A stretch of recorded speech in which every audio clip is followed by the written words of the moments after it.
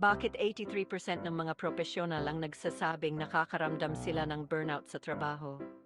Dahil ang pag-ikot sa silya sa opisina ay hindi nakaka-relax gaya ng iniisip mo. Ang stress sa trabaho ay mas mabilis pa dumating kaysa sa pagkaubos ng kape sa break room. Pero huwag kang mag-alala. Narito ang ilang mabibilis na tips para maging maayos ang iyong araw. Una, huminga.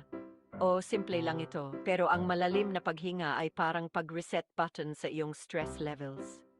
Sunod, unahin ang mga importanteng gawain. Kapag parang lahat ay apurado, tandaan, hindi lahat ay kasing importante ng sunog.